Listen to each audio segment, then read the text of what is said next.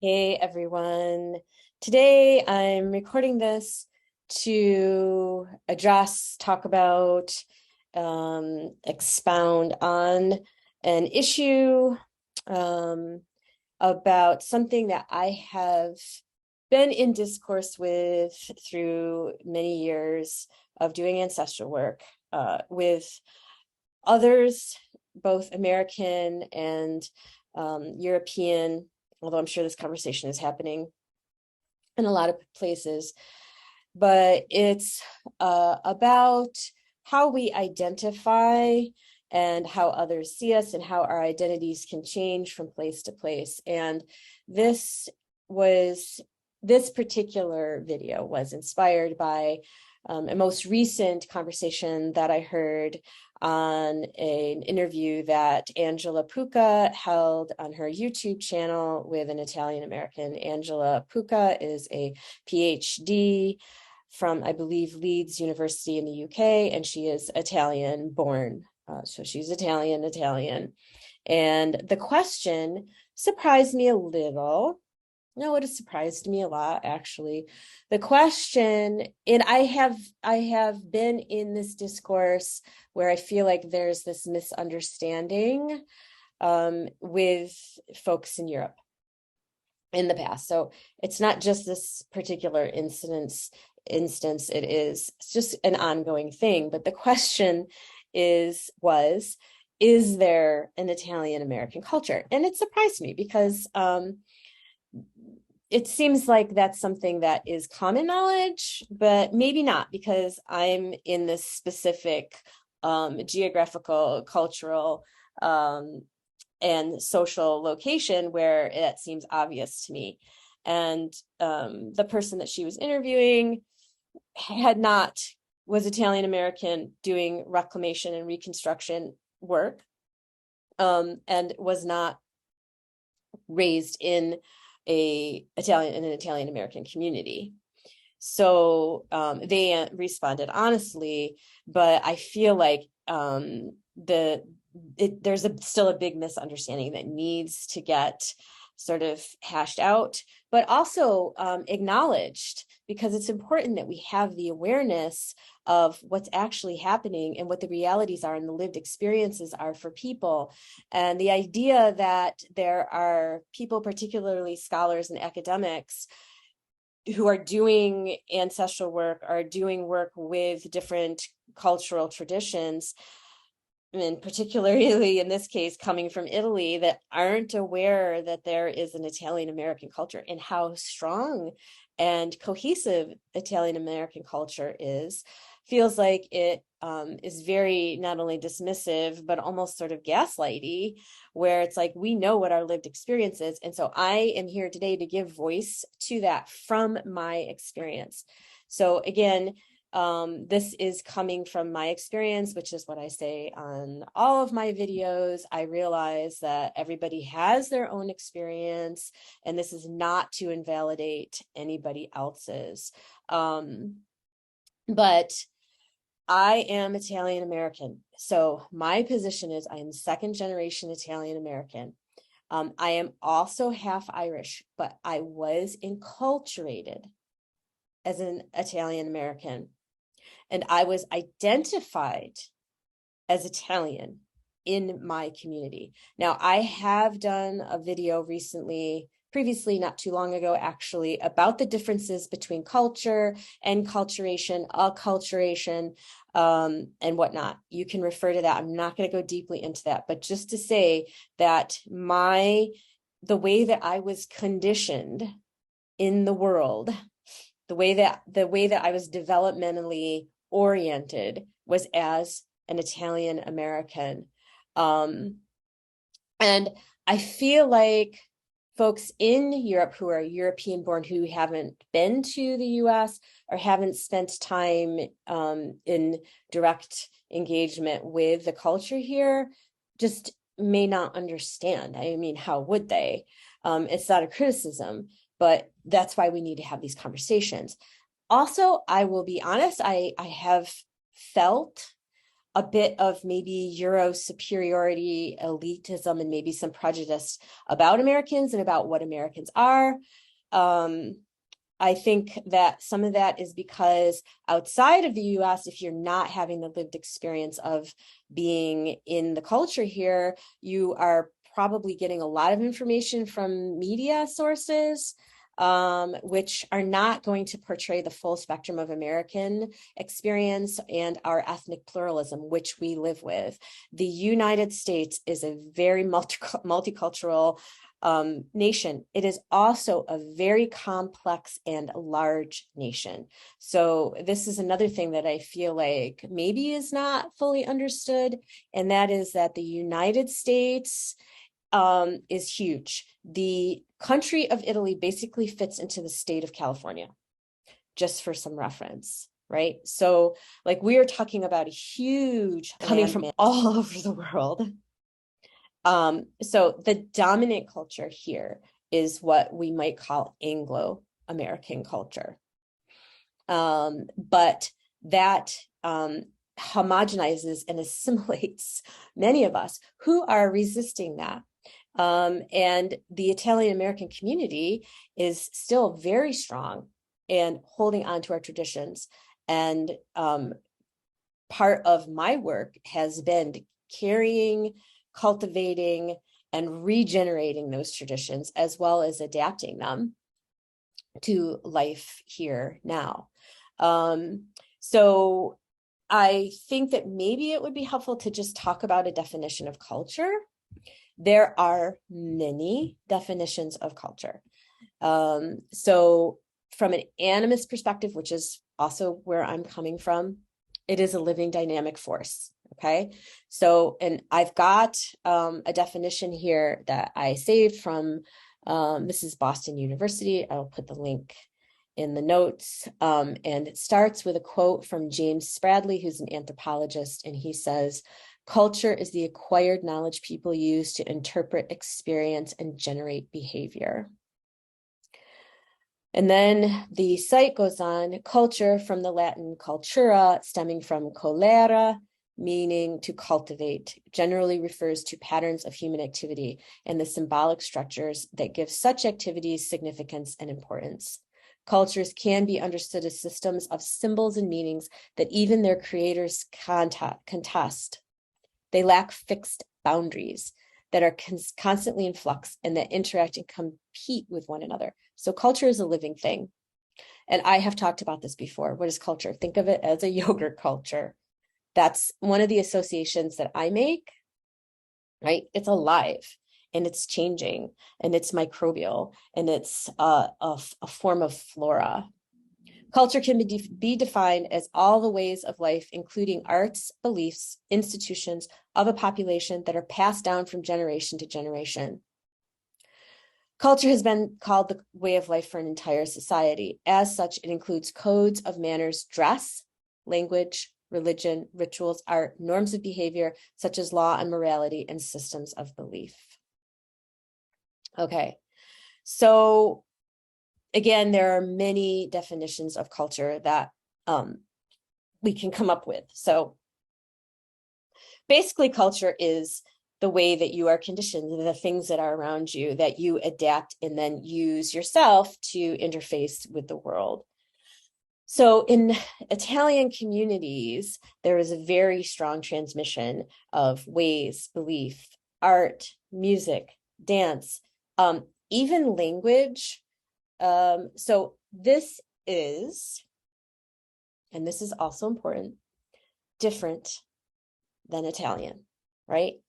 We are not Italian. We are Italian American. So even though there are many similarities, yeah, of course, Italian American culture has changed and syncretized with American culture and has adapted to survival here. So the immigrants from Italy left largely in the late 1800s, early 1900s, due to the Risorgimento, which was the unification of Italy. So another part of this discussion in the past has been, what is even Italian identity? And what is Italy as a nation state? Because it wasn't a nation state until 1860. So the unification of Italy was not very beneficial to the Southern Italians. 80%, I believe, of immigrants from Italy were from Southern Italy. So most of us here in the Italian enclaves are from Southern Italy. Our ancestors, and for me specifically, my grandparents, came here and they moved into communities that were Italian American. So there were already people here. They formed what is sometimes called enclaves and neighborhoods. And generally speaking, they would first choose to be in an enclave or neighborhood that was that had others from their region. So in terms of culture, and this is my experience, but also in conversations that I've had with Italians, as well as other Italian Americans who have been to Italy, there is a very big difference between the cultures of Northern and Southern Italy. And I would even say, from my experience traveling from region to region in Southern Italy, that there's cultural differences even between regions.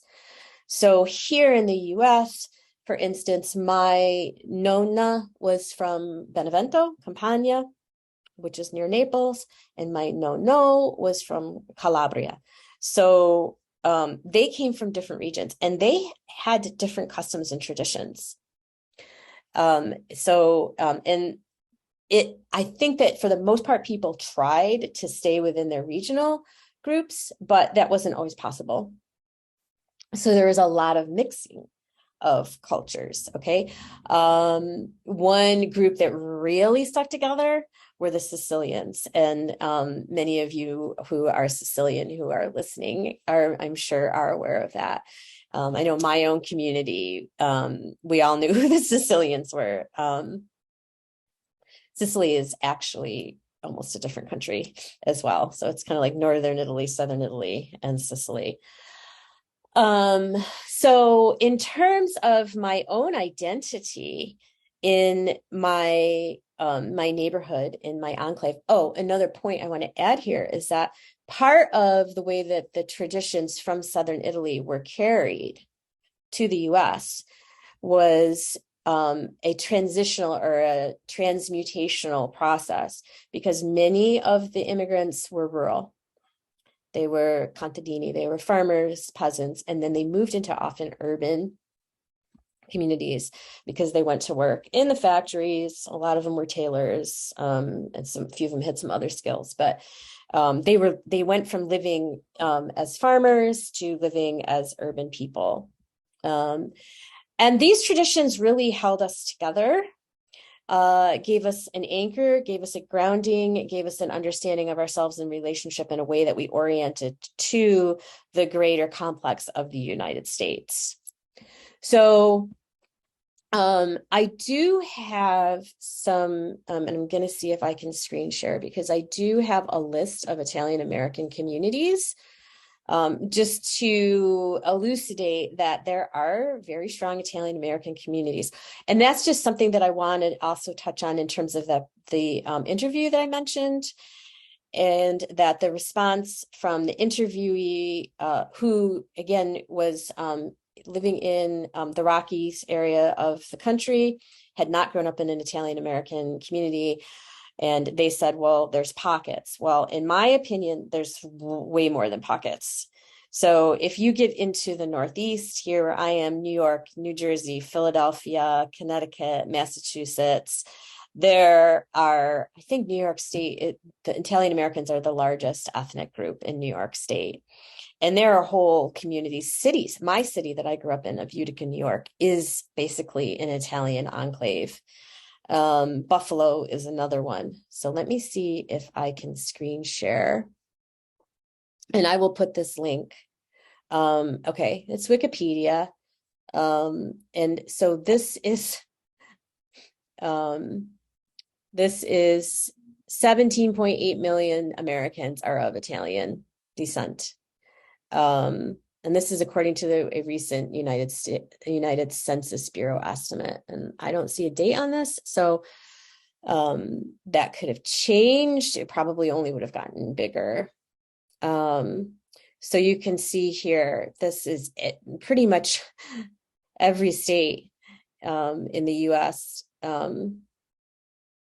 So let's see, this is New Jersey, large Italian American population. New York City, of course, all over. These are all enclaves, communities that upstate New York.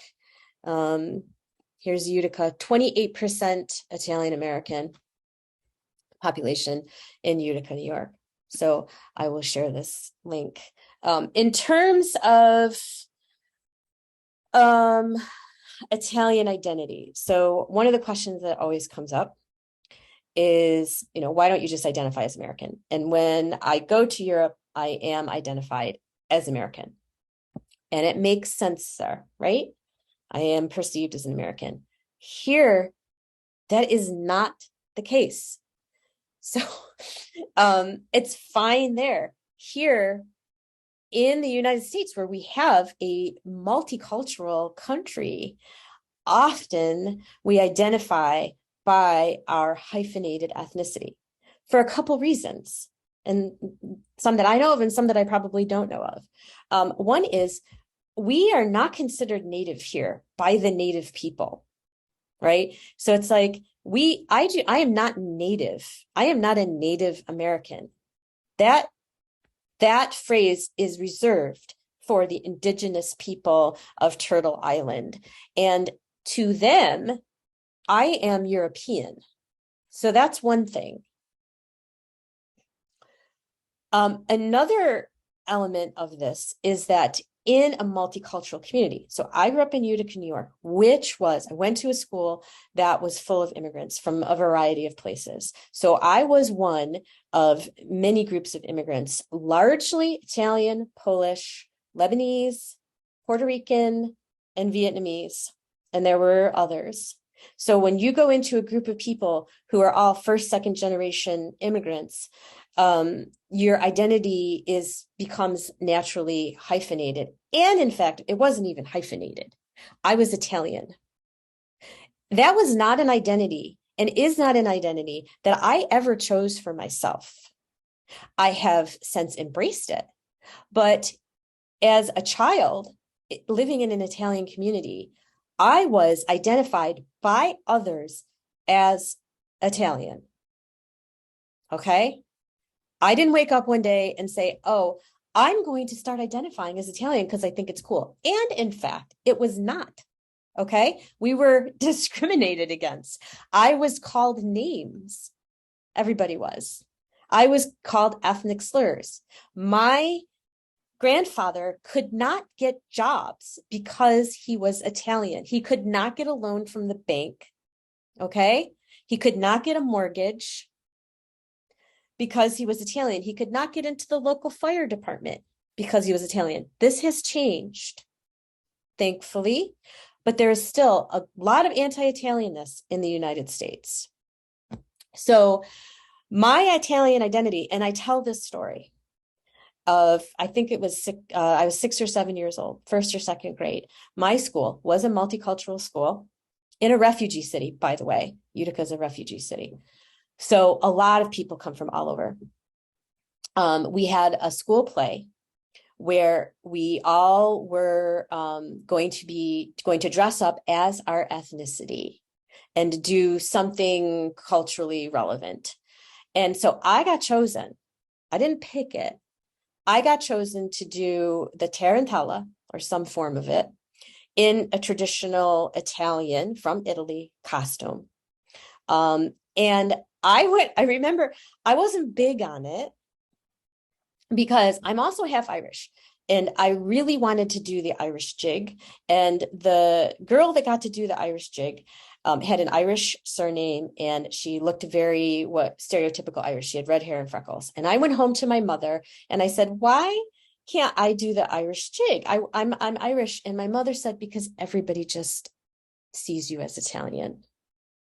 So just to say that when we, from outside of the US, when folks hear people who are American saying, I am Italian, that is at least partly why. Okay, is because that's how we are oriented. So I also just want to talk about, go back to, is there an Italian-American culture? There is an Italian-American culture. Yes, there's been a great deal of assimilation, which is part of my work and part of the work of many Italian-Americans, is to keep our diverse and unique culture intact, as well as allow it the fluidity and flexibility of change. And I'm just going to share that Italian-American Studies is an academic discipline in major universities across the United States. And I'm going to share a partial list, and I will share a link in the notes about this. But to the question, is there an Italian-American culture? I'm just going to share that there are both majors and minors in universities.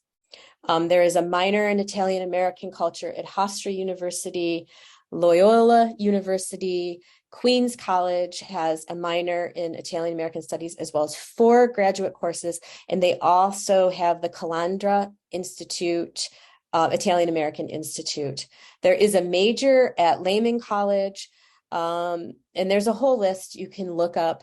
I also want to mention Montclair University has several courses, as well as holds the Insera Chair in Italian-American Studies, which is supported by a group called UNICO, which is the largest Italian-American service organization in the United States.